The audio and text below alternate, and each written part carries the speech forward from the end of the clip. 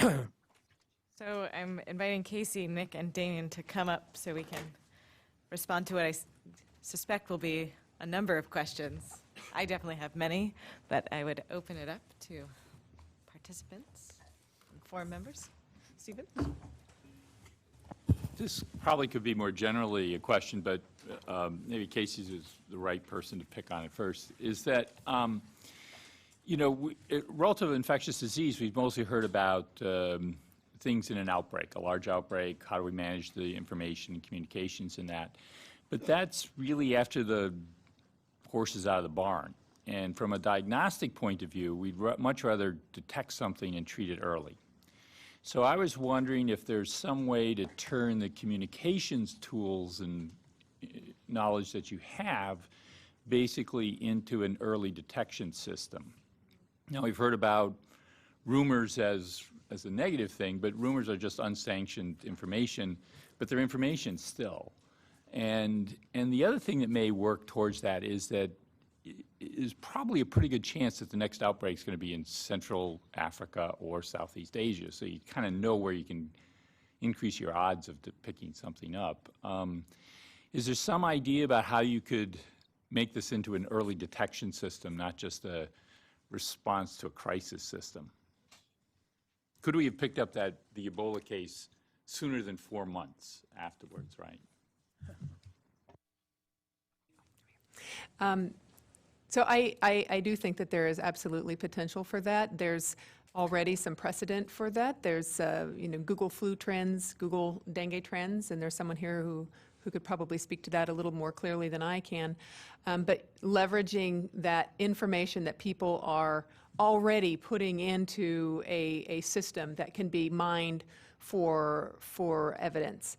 I think there's a big gap, though, in the response that gets taken after that evidence. So I think we need a larger body of work that demonstrates that these really are effective ways to pick up real outbreaks and real trends, because in my experience with speaking to public health officials about just my system in general, they want to know that it works. They want to see proven results to show that this data is really reliable and good information that they can start leveraging very scarce resources towards trying to address. So I think it's absolutely a really great field to start investigating, but I don't think we're quite at the acceptance level for moving it into applied public health action.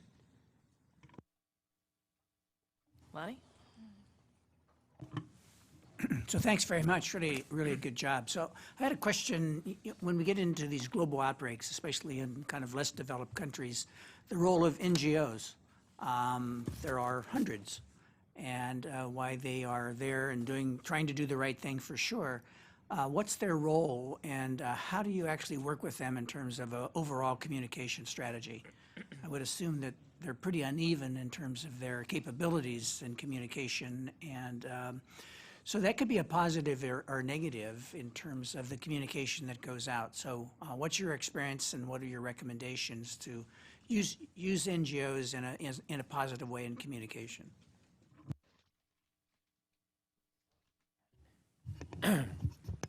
Well, we found out, I'm taking again the example of Western Africa, we found out quite early on that the CSOs, the civil society organizations, and I'm not talking about the big MSFs of this world, but the smaller ones, were facing the same issues as the local journalist as far as where do you find the right information, how do you channel it and evaluate it, and how do you channel it to the local population. So that's why more recently we've been trying in a lot of our training to actually have dual training, having CSO or NGO representatives involved in some of our training programs, so that we end up at least speaking a similar language at the end of the day. You know, it's again, in a crisis environment, the dynamics are such that, you know, even those local and smaller NGOs are running around like headless chickens, like the media is, and having to deal with lack of means, lack of money, and so on. So From what we found in the initial results from the research as far as the communication ecosystem that was developing in Guinea and Sierra Leone, a lot of information was actually channeled through elders in villages and things like that, and the local civil society organizations tend to tag along a lot of times. You know, when you're talking about villages in the middle of a tropical forest in Guinea, the dynamics are pretty skewed. You know, traditional models that we've been discussing here don't really apply. I just wanted to on this, what one sees, and it's not just the NGOs, they're particularly focused in many of these crisis situations on the opportunity to fundraise and to communicate back to their sort of fundraising communities in the countries where they're based or where they have a presence. And the activities related to communication around the kind of problems we're discussing today are very underfunded. So it would be nice to see a rebalancing of effort in that domain. What I have noticed with international NGOs that we've worked with, also local NGOs, is that they are particularly interested, and they've kind of, in a way, they've been in the vanguard ahead of some of the UN organizations in terms of their interest in feedback and their desire to really understand what the people that they're setting out to protect or assist or prevent from getting a disease, what they're thinking. So I've been very encouraged, and I certainly was in Sierra Leone, where we were working with Plan International very much. They had a very large role to play in the quarantine program there, and they were super interested in this data, and they were very responsive to it. So I was impressed. Yeah, I've got a question about journalism, science journalism in general, and it goes back to one of the points George Post made earlier on. We were talking over coffee. Now, Damien, you're from the UK, so you remember news at 10, the most boring half an hour of news every night. And the whole nation watched it, and it was dull. But things have changed since then, haven't they? And now news is headline news all the time. And to get onto any media outlet, really, it's got to be something interesting. People just aren't going to read it. There's so many options. Now, we kind of talked about this earlier, and maybe this also some of the other journalists in the room can comment. We seem to be in an age where news is entertainment to us here in the US and probably in the UK and Europe and Australia. You know, developed world news on TV is a form of entertainment, and it's mixed in, you know, with reality TV, so to the point where it's a difficult interaction between reality and fake, the fictional world. So to get onto that news, you're not going to get chikungunya on there that George raised earlier, because it's not as exciting, the symptoms aren't as horrific, and it's just not going to get onto that breaking news issue. Yet at the same time, what you're talking about, what we all seem to be talking to, what this whole forum is about, is dealing with threats and getting proactive about it. So it's a public health message, which tends to be rather dull. We've got to beat these things early on. In the first few cases, before it becomes an alarming, out-of-control outbreak, we've got to get the word out and respond. So how do you train journalists to make the public health message exciting enough to get on CNN headline news? Is there a way to do that? Well, I won't intervene on the CNN playing field, because our main focus, honestly, is about training and empowering journalists in the global south. So, you've got the 24-hour news cycle in the north, where you need to fill every available minute with whatever you can lay your hands on. And that's me being facetious. But as far as the south, you're starting sometimes, from far. We've had cohorts of journalists we've had to train that don't know what a vaccine is. So it's starting from afar. Where does it fit in the whole realm of treatments? What are the stages involved in developing these vaccines? And I would think even closer to home, some journalists, probably general beat journalists around here, should go through these reminding, modules of reminding them where they're setting foot when they're starting to deal with science. Prime example in the UK was the Daily Mail during the Ebola crisis, who came out with this ridiculous headline about ISIS terrorists infecting themselves with Ebola virus to spread it around Europe.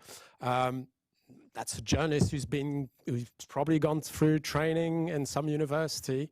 Now, perhaps he wasn't a science or health journalist, or she, but it's unfortunately, and the Breitbarts of this world that we're discussing right in the last few weeks, they stem from that kind of tabloid press that we nurtured for years in the UK and in the English-speaking world, at least. So to answer directly your question, I don't have, a magic wand that will. I would say that the responsibility is also amongst the editors, and that's where we feel that there is some training to do, so that they're more science savvy, more health savvy, because they're prepared to let through the various gaps, or when there's a journalist pitching a story, that they're prepared to let through things that they shouldn't let through. So I also would argue that it's not just the journalist's responsibility or the editor's responsibility. It's us in public health. It's us as practitioners to make what we know accessible, to make it interesting. And I think that as scientists, we often hesitate because we worry that what we say may not be exactly factually accurate. And yet that when you do state things as exactly factually accurate, you have all these caveats, you have all of these different details that you want to add in, and I don't think that those are as effective. And so I think it's on us as well to try and make our messages more exciting and accessible. One question. When you have epidemics about the cholera, some member of the family who clean the patient who die, they acquire cholera and they are dying. The same happened in Ebola. That is, Ebola have the same problem because a lot of people acquire the Ebola in that condition. Also, they disseminate because they are moving from one places to other places. That is, the cultural and determinants, social determinants in the Ebola will be very important. However, in the Swiss knife, you don't present any data about the cultural or social determinant from the epidemic. Well, it would be very difficult in that Swiss Army knife to address all the different. I mean, we're confronted with those cultural parameters and religious parameters in a lot of our training. We've had cases where a women journalist from Libya is accompanied by a minder during a course because she's not allowed to be in presence of other men. All these cultural determinants we're confronted with regularly. It's more about understanding in the tool, putting resources to better understand where the science might fit around these cultural determinants, and how do you deal with them as an individual journalist who might have to respond to skewed or warped approach to a particular element or so on because of those cultural influences. But it would be pretty much impossible within that. It's more about being conscious about those cultural elements that are part of, the journalists that we are training are part of those communities. They're part of, so they tend to be better at handling those cultural parameters than the trainer who might be coming from another country or so on.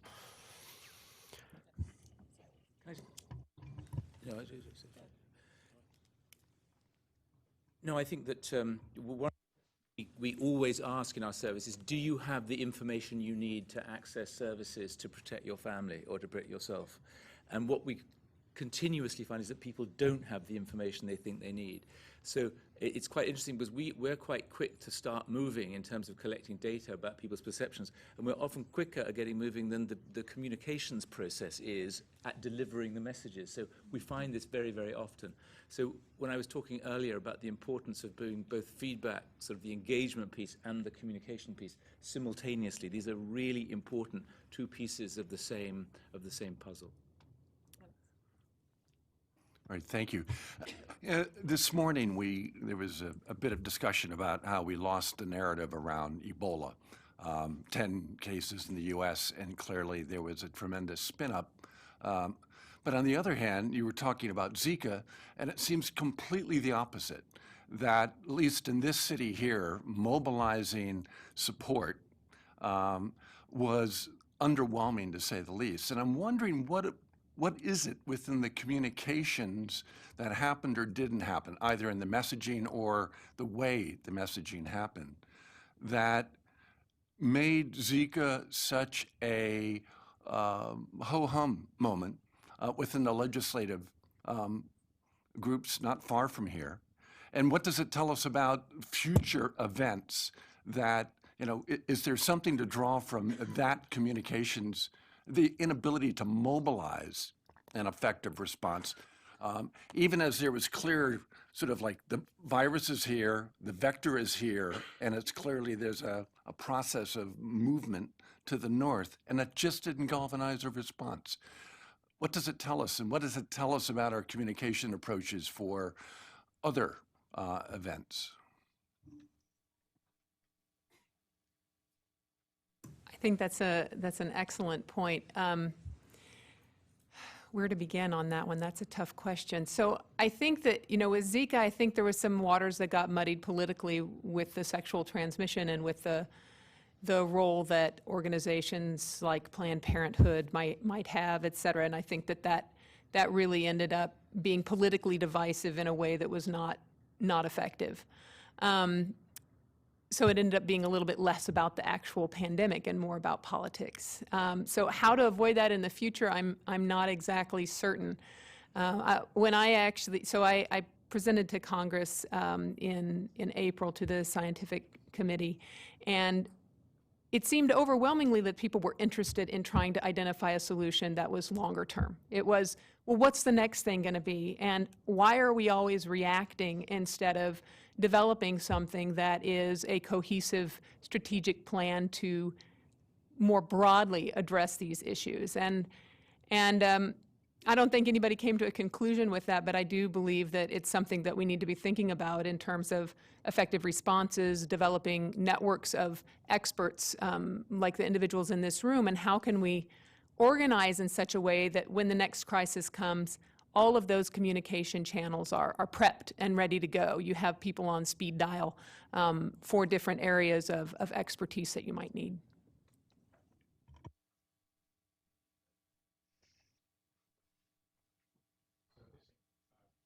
In part touches on what Dennis just raised, but also amplifies what Peter was saying. And the remark is going to be a little provocative at one level, because it also relates to the question of what do we as a scientific and clinical community do in these settings. So not only do we may be frustrated by always being in a reactive posture, but then we also partly prostitute ourselves to say, we must have X billion to deal with this, not from the standpoint then of we need, Mr. President, X billion to rebuild global public health, but oh no, we're going to produce a drug or a vaccine or a diagnostic, and the whole thing is compartmentalized. And so if you look at the national dialogue that went on, we had just over $1 billion assigned by the government to deal with Ebola. Then 9 months later, we're asking for 1.6 billion, and someone asked the question, well, what happened to the billion? And no one answered that question, right? What did we get for $1 billion? The same question is, what do we get for 50 billion in BioShield, in relation to biodefense, in relation to a whole series of objective deliverables which were declared, which in reality never occurred? And what we lack is a completely cogent overview of what are we actually going to invest to deal with this in a proactive way, because everyone's got their nose in the pork trough, and I'm not being hypocritical, I'm exactly the same, but there is no broad plan for examining how should we optimally allocate these new billions which are needed, because everyone, and you see the same thing in cancer right now, prix de jour is the moonshot, and one is going to then ask the question 5 years from now, what did you get from the moonshot? And no one in the scientific or clinical community really wants to look at ourselves and say, maybe the emperor doesn't have clothes, when we really examine, are we setting the right priorities? So more a narrative, if not a diatribe, than a question.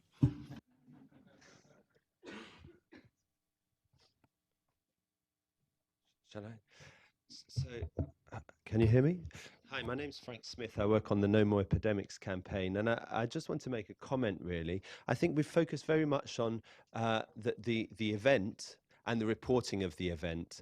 I've worked as a campaigner in international development and humanitarian organizations from Oxfam, Plan International, World Vision, Amnesty International. And what I think there's a missing piece in this whole conversation.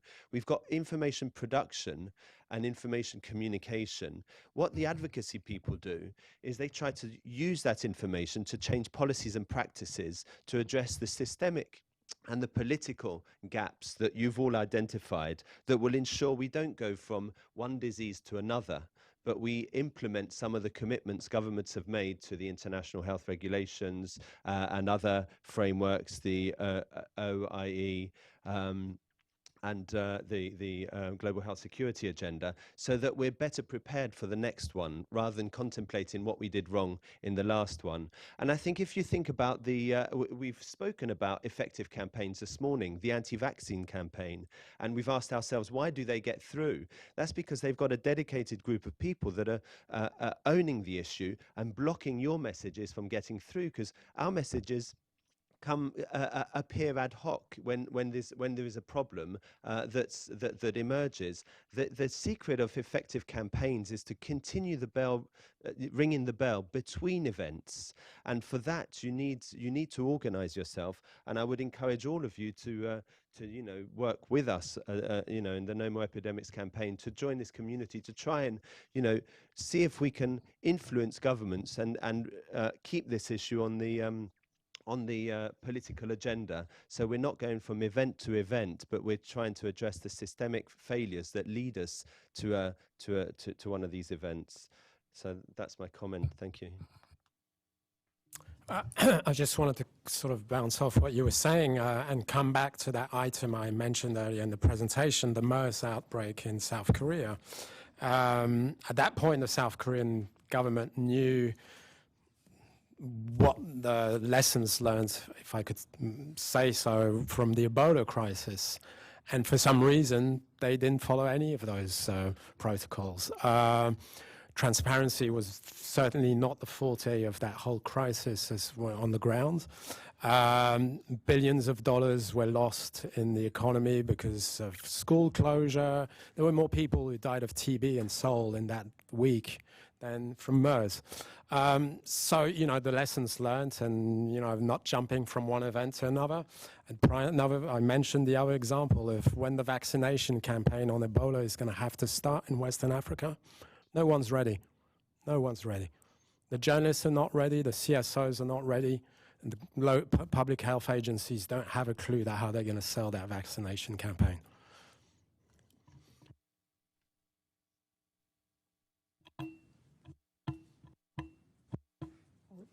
Okay, we're on. Yeah, no, thanks. This is a very interesting discussion, and not that I want to take on George or answer, but I mean, you raised some very good points, and actually the whole discussion is great. So it is pretty amazing. We are reactive, always reactive. I mean, we've been talking about emerging infectious diseases, right? And 20 years ago it's been when the report came out and caught attention, and it was probably an emerging infection of sort that got it. And we got a little bit of resources to build some, limited public health capacity, but there was never the fund to public health that the report said it would need.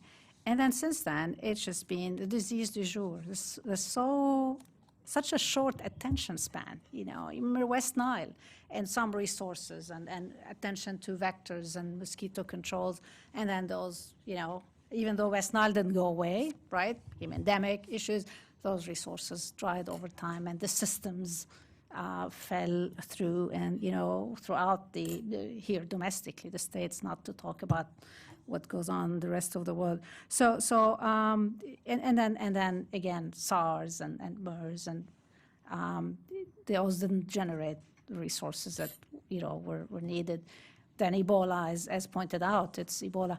I think I think for the first time in a long time, with the global health security agenda, and maybe Ebola probably helped here, we got some resources. I mean, systems and infrastructures are not sexy, and they just don't get the attention that they need, even though they help do all of the things that we're talking about.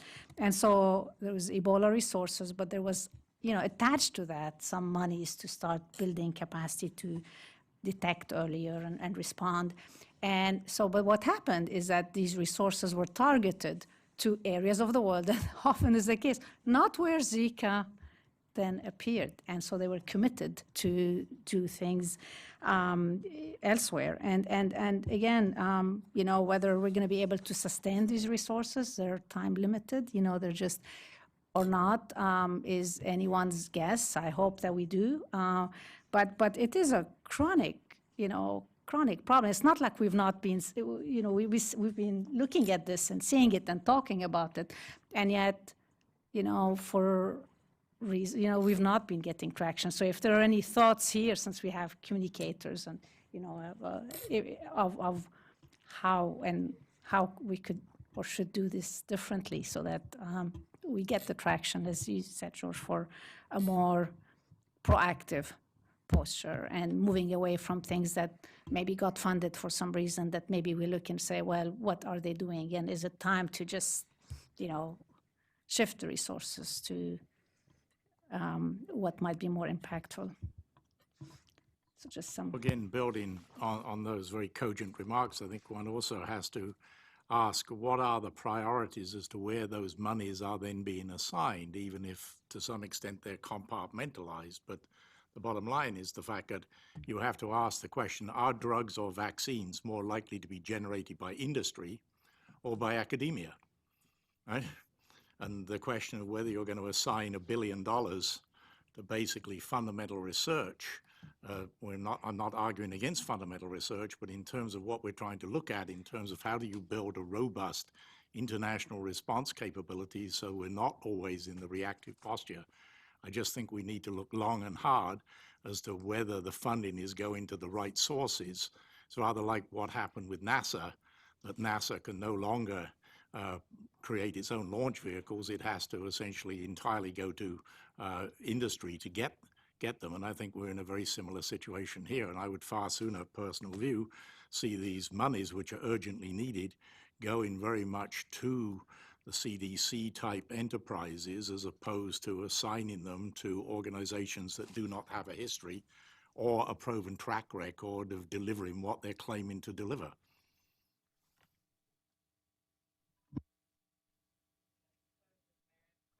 Uh-oh, get the last question again.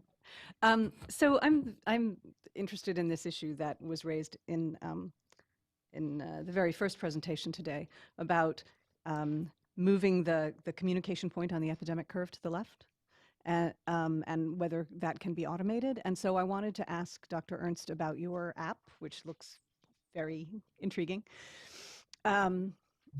What makes what you're doing different from, say, Who is Sick or Flu Near You, which have both gotten, they are, I suppose, sensitive in that they've gotten a lot of engagement, but they've been very non-specific and sort of self-selecting. So how are you solving that problem? So I think that's a great question. And, I've met with individuals who are part of the Flu Near You program. And I think one of the things that we're very interested in incorporating is a much more specific message. So really tackling these 80s-born diseases more clearly, because when you have something where you're detecting a broader range of symptoms, it's hard to provide that tailored kind of message. And so while I think that there's a limitation in terms of how many people can you really get engaged in all of these different syndromic platforms, it I think can be a system in which, if you can work together and cooperate, which I think is a big piece of a lot of our sticking points here, is if you can have each of the systems feed into each other. And so if you can identify syndromes that are being reported into Flu Near You or Who's Sick, and shuttle those down into a more specific tailored application like Kadenga, which is really focused on a specific disease cluster, can you then push out very tailored information based upon what people are reporting into these larger systems? Now, it requires a lot of buy-in and a lot of networking, et cetera, but I think it's possible. And so I think that there's definitely room for multiple platforms, particularly if they're focused on specific responses. All right, I'd like to thank our presenters for an interesting afternoon panel. Give them a round of applause.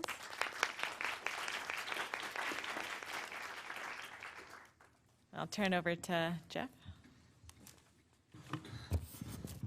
All right, this is a dreadful responsibility to try and summarize what happened here today. We've covered a lot.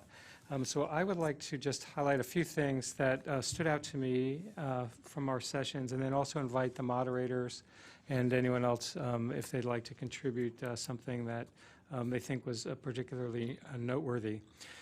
We had an opening session that emphasized a theme that recurred in many other sessions, the need to build messages around public needs, to identify public needs, acknowledge uncertainty, the need to monitor performance, and strike the balance between the generation and translation of information, and the importance of ensuring leadership buy-off on the importance of risk communication. We heard about the importance of using terminology that we all can agree on, common understanding of what words mean, and the different interpretations that the same words can have in different contexts. And we learned about the importance of engaging a variety of fields and specialists in crafting communication strategies, decision science, and other diverse expertise. Ensuring resources for capacity building remain available came up in multiple sessions, and ensuring the ability to incorporate science into the assessment of what the public needs are. Let's see, that's the first of 5 pages.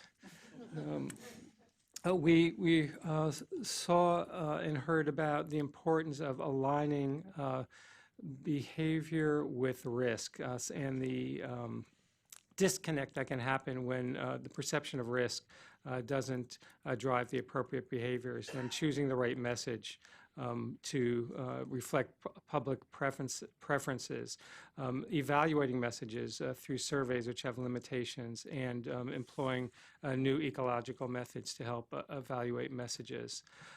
We were warned about assumptions and how they can limit the effectiveness, and that although communication appears easy to do, it's actually not, and that we should be very specific about what we want people to do or what we want to accomplish when developing messages, and use an ecological approach, which others characterized as the efficacy issue, in order to ensure that we provide the support that's needed to comply with the guidance that or the actions that we would like the public to accomplish, and that we should be very sensitive to the various unique audiences, cultures, needs, literacy levels, and experiences of the populations that we're working with. And of course, as we all know, evaluation research is never funded, and that was highlighted in several talks as well. One of our panels posed what they thought were the greatest risks and challenges to successful risk communication, and those included letting the problem get away from us, not talking to the audience in pre-testing or rapidly testing our messages adequately, and that's possible to do in real time, and underestimating the complexity of the problems that we're dealing with. In the afternoon session, we heard about the challenges in risk communication, changing the importance of risk communication and the challenges associated with changing behaviors, not just beliefs, and how difficult it can be to change beliefs and how that may not actually be necessary in all instances. And I was particularly interested in the concept of refraction of risk communication, the different biases, experiences, cultural and political factors that might color the way messages are interpreted and acted upon. The issue of trust came up in multiple contexts, and that was largely with the recommendation to assure transparency and openness without conflicts of interest, honesty and collaboration in development of messages, and that, oh, I can't read my writing on that one, I'm going to have to skip that, that both efficacy and risk behaviors are important in crafting our messages. Let's see. Oh, rumor surveillance, yeah. So rumor surveillance, rumor control came up in several different contexts. And what I thought was quite interesting was that people who use different communication and sources and media channels may need different messages. And I'm still not quite sure on how to wrap my head around developing those messages for those different channels in real time. But that was a very interesting observation from my perspective. We heard about the focus, again, on behaviors and beliefs and context rather than risks themselves in our afternoon session, and that there's an perhaps an optimal number of exposures to messages that once exceeded may be counterproductive, but whatever resources are allocated to communication must be sustained and not withdrawn lest the unproductive behaviors recur. Let's see. We heard about the potential for communication campaigns to influence policy, and it's interesting to think about whether or not that is intentional or unintentional, whether messages should be crafted specifically with the intention of influencing policy, or that's just a byproduct of the messages that we would give to favorably impact the behavior of the population. We saw this afternoon about the power of digital platforms and the potential for misinformation, including many examples with social media around the Vaccine Confidence Project as well. We saw highlighted the importance of cultivating relationships with the media, trusted sources in the community, and amplifiers of our information, and that increased confidence in the health system was inversely proportional to vaccine hesitancy, which I think was a really interesting observation that would have implications for other conditions besides immunization, whether confidence in the health system of given political jurisdiction relates to compliance with public health messaging in general. Okay, we were reminded of the dynamic nature of the challenge of risk communication as changes in the landscape of public attitudes, experience, culture, technology, political environment changes, and the opportunity that the private sector models may offer us in the context of rumor control. The technology and the methodology exists, but perhaps the resources for the public sector to adopt those methods don't. And finally, I don't know, Jennifer, would you like to summarize your session, or do you want me to I'll just say a few things, and then I'll turn to you for this last session. But we heard about new methods under evaluation related to bidirectional communication platforms, social listening, participatory surveillance, and the potential for these tools to allow early alert and perhaps inform early responses, and again, be pushed out to message amplifiers in the community. We were reminded of the fact that there are some ethical issues around confidentiality involved in participatory surveillance, and some real issues around health information exchange, which came up again with respect to the field intelligence and interoperability of data. And the field intelligence example that we saw was quite outstanding in that it demonstrated the collection of data in a resource-poor outbreak setting was feasible, and that actions were informed by that information, and those actions were predicated on the appropriate incentives, communication of findings in a timely way, and informed by transparency in their application. And that engagement and communication should be a standard part of emergency response and not an afterthought. And finally, we heard about a really enlightening project that identified the need for skill building among journalists in resource-poor settings, and provided journalists with a structured, standardized approach that built upon access to evidence, capacity to appraise evidence, and translate and communicate that evidence, and a subsequent e-learning tool that will provide a multifaceted resource to journalists going forward. So I think if I could summarize in 3 words the entire day, it's something that came up once or twice, that is communication equals dialogue. So I will turn it over to the moderators and anyone else who'd like to chime in. We have a few minutes left.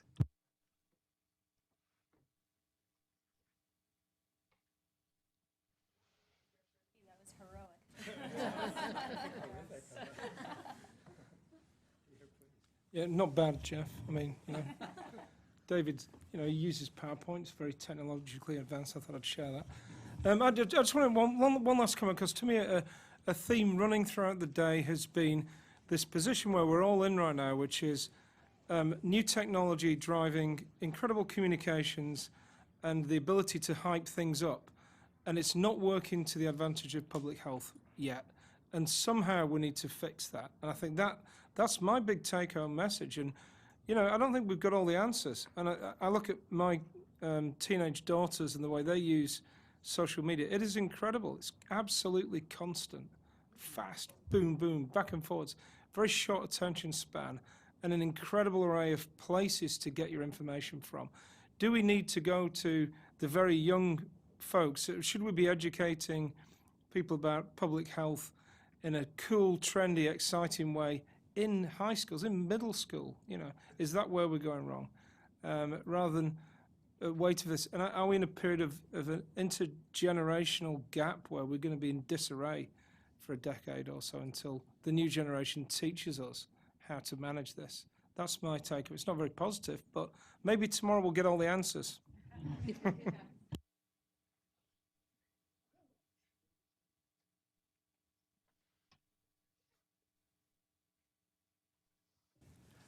Can I just very quickly bounce off on what you just said? We're actually in Quebec launching a project about science literacy for young children on social media. Young kids, there's no virtual world and real world. It's the same world. There isn't that border that we feel, the old folks. And I think it's important that we tool these kids to better analyze science, health issues, and so on.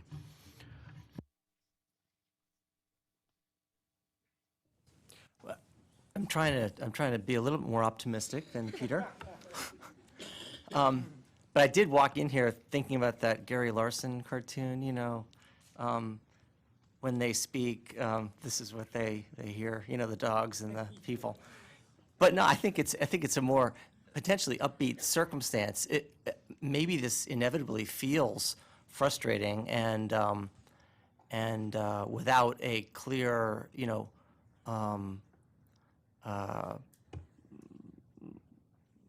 plan for a more productive use of what is obviously powerful resources, and yet it necessarily feels that way when you're in the middle of a moment of disruption. So I'm heartened by, the fact that we got a great group of people here to finally start talking about things that many have already been talking about, but we haven't here for this particular purpose. And when we started talking about the idea of this workshop, it was to really focus it on the particular problems of public health and acute public health emergencies, but there are, of course, other issues involved. This is just the first step. I think there's a lot more that we can do. A lot of great science, a lot of additional people out there who are thinking hard about this exact problem as well. So this is just, step 1A. Thank you all for helping us with that little mini step. We have more tomorrow, and then I feel, very, positive about the value of return to this topic sometime soon. So, thank you all.